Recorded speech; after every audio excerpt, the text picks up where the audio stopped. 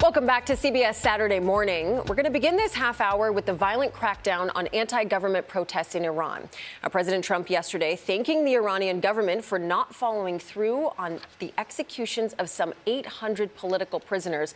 But monitors say thousands of people were killed during the demonstrations. With internet access still restricted, their stories have slowly emerged. MTS Tayeb speaks with the family of one student who was full of life and wanted nothing more than her freedom. Her name was Rubina Aminian. The 23-year-old studied fashion and textile design in Tehran, sharing a bright, creative life online. But after joining a major anti-government protest in the heart of the capital last Thursday, Aminian was shot in the back of the head at close range and killed, victim of the deadly crackdown by Iranian state security. Hilala Nouri is her aunt who lives in exile in Norway. When they confirmed she had been killed, it was like my whole body was on fire. Aminian's mother drove 6 hours from their home in western Iran to identify her at a makeshift morgue. My sister saw hundreds of bodies lying on top of each other. All of them had been shot in their heads and their necks. She had to look at all of their beautiful faces before she found our dear Rubina. The Oslo-based group Iran Human Rights, which tracks killings and executions, verified Rubina Aminian's case through family sources and on-the-ground eyewitness accounts. Mahmoud Amiri Mogado speaks for the group. I think that the regime in Iran seriously fears for its own survival, and it's doing whatever it takes to continue its rule. Including the mass killing of civilians. Including the mass killing. Medical officials contacted by CBS News inside Iran believe the death toll is now in the many thousands.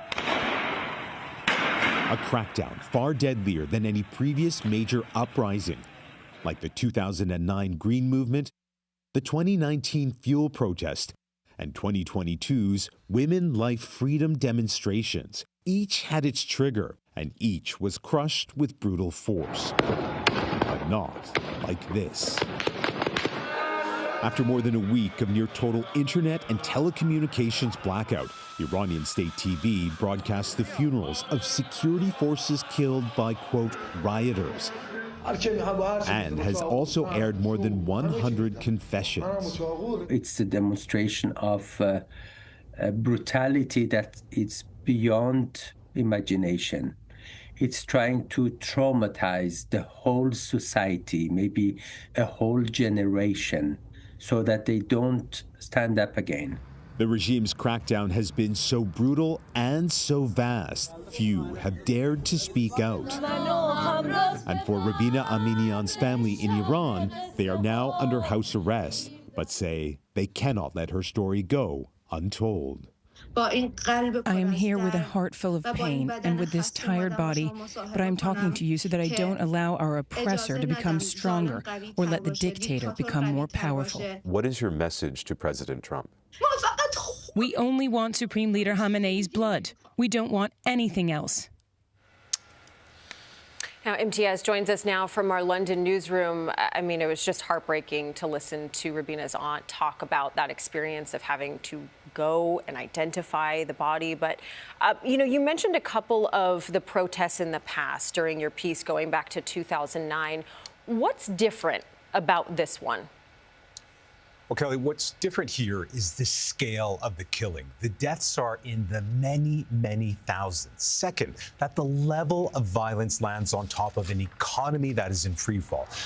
Tehran is suffering from a water crisis and last summer's devastating war with Israel.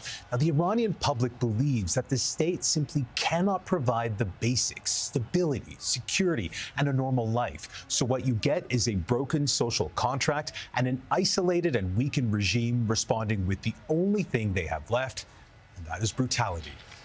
MTS, I remember when you reported on the ground in Tehran. Tell us what you're hearing from your sources there.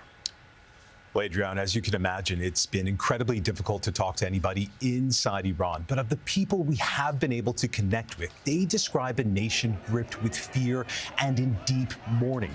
We've had accounts of mass funerals and bodies buried in unmarked graves. What we've also been told is that the worst of the violence came last Thursday, the same evening Rubina was killed, and which is now being called the Night of Blood.